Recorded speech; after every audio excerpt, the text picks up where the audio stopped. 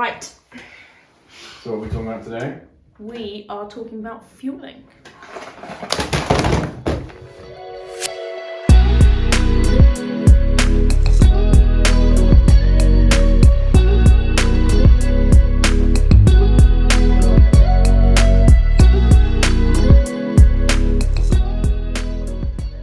Hi everyone, welcome to my channel and welcome back to those of you that have been watching my last couple of videos. Today I'm going to be talking about fueling, and specifically fueling for those longer races and longer sessions.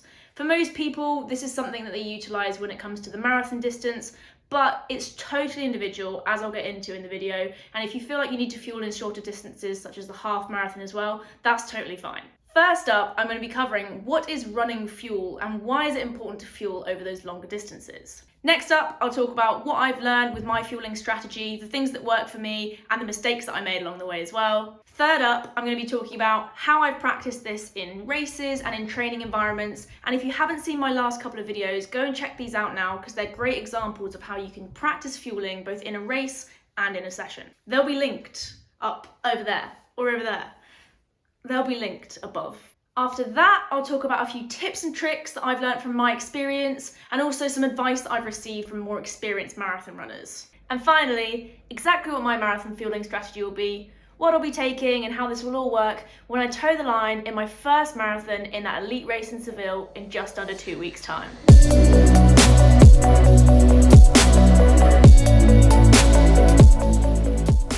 For most people, the need to fuel usually comes at around the 90-minute to 2-hour point, or when you exceed that sweet spot.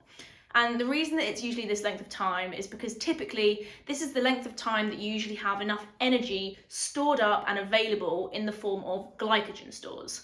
I'm not going to go into the detail of the science, and I'm by no means an expert, but essentially glycogen is your body's store of energy thanks to carbohydrates.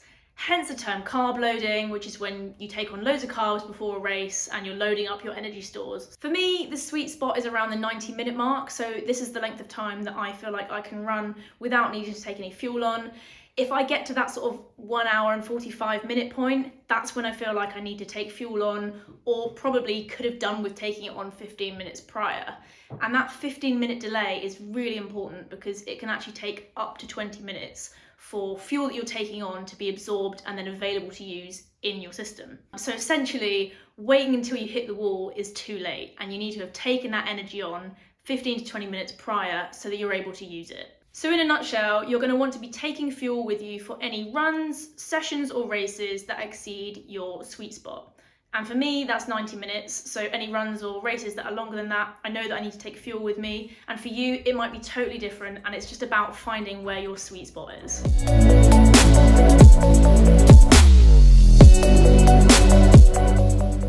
I've learned loads about what does and doesn't work for me as I've been testing my fueling out in this first marathon block. I've practiced every week, which has given me the opportunity to trial and error different methods and different brands, and I've made a lot of mistakes along the way as well, but this really is the only way to figure out what works for you. In terms of things that didn't work, I've learned that I have to be careful with caffeine. Caffeine is something that a lot of people utilise in their training and fueling, and I think it's brilliant, but you just have to figure out what amount you can tolerate and when the timing of this works for you.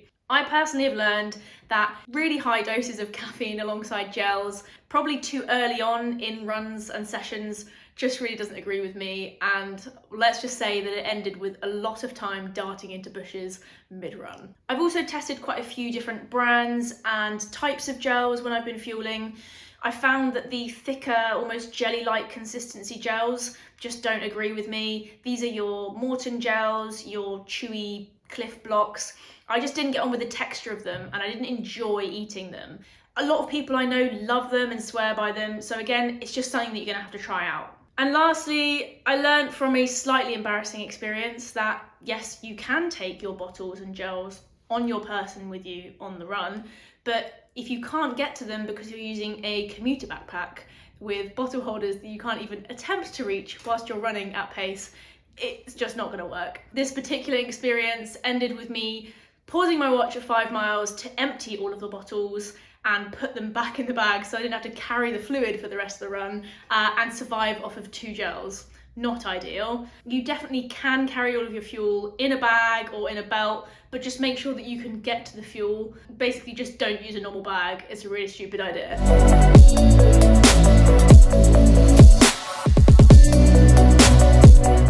When it comes to practicing your fueling in training, you're going to want to try to recreate as close to the environment as race day as possible.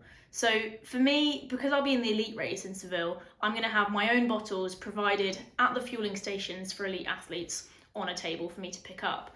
So in training, I've practiced this by using my favourite road loop and setting up a camping table with my drinks on there so that I can just practice actually running at speed and picking them up off of the table. I've also practiced by having my partner Daniel come with me on the bike for those longer loops where I didn't fancy the boredom of just running around in circles and picking the bottle up from a table. So he's then been able to pass me my drinks and gels whilst we've been on the move.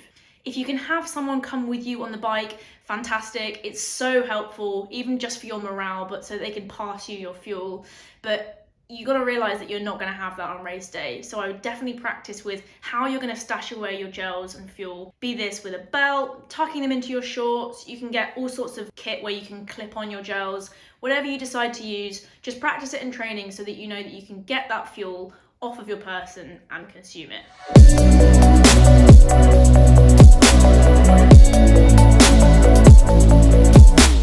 So a few tips and tricks that I've learned along the way, and a few that I've been given as advice from marathon runners that are far more experienced than I am. Number 1, take a gel before you start the race. This is a really good way to just top up your energy stores before you've even started, a couple of hours after you've had breakfast, and a gel on the start line or 5 minutes before you go is a really good way to just top up those carb stores before you've hit the race. Number 2, make a little pre-cut on your gels. So I'm talking about the perforated seal that you rip open as you're running along. If you cut just a little way along, it can make them a lot easier to open on the move, especially if you're getting really sweaty or it's raining in the race. Number 3, switch up your flavours. There's a thing called taste fatigue, which means if you're using the same flavours all the way through the race, you can get really bored of the taste and just not want to take them on board anymore. This was advice I got from Ali Dixon, and it was so helpful for me. What I ended up doing was putting a little bit of squash in my last couple of bottles as a different flavour to look forward to, and it meant that I really actually wanted to take the drinks on board. Number 4, practice, practice, practice. I know I've said this already, but it is so important. You've got to practice what you want to do on race day and experiment with different brands and different types of fuel you're taking on board. It's the only way that you'll figure out what works for you and then what you're going to be confident using on race day. And number 5, think about the time of day you're going to be racing and factor this into your fueling practice. If you've only practiced your fueling strategy at 6 p.m. in the evening and your race is at 8 a.m. in the morning, you might not know how your body's going to deal with that come race day. You need to practice at the same time of day as it will be on race day so that you know that you're used to the fueling and that your body is okay with taking it on at that time of day.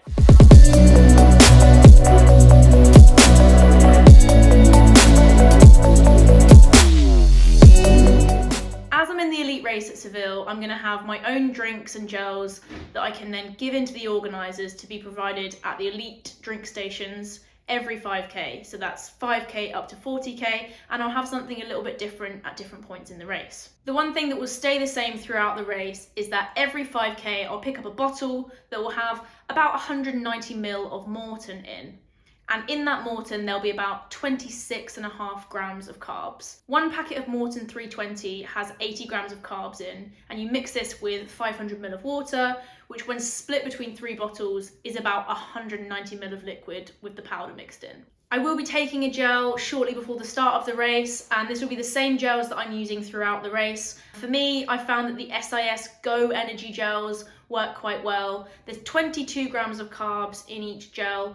They're quite big in comparison to some other gels, but I found that the consistency and the flavour is quite easy to take on board. Every 10k, I'll also have a gel attached to my bottle with an elastic band, and this will be the same type of gel that I used before the race, so an SIS Go Energy gel, but in just a different flavour so that I can mix the flavours up. My gel at 30k is when I introduced my caffeine gel. This is also an SIS gel. It's called Surge, and it's actually marketed as a pre-match football gel, but I found that the amount of caffeine and the flavour works for me, so I'll be using it at 30k. At 40k, I go back to my original gels and I just have a normal SIS Go Energy gel on the bottle as I did at 10 and 20. I'm also going to have a couple of spare Go Energy gels in my sports bra, just in case I miss a bottle or drop a bottle, and it's more so for peace of mind.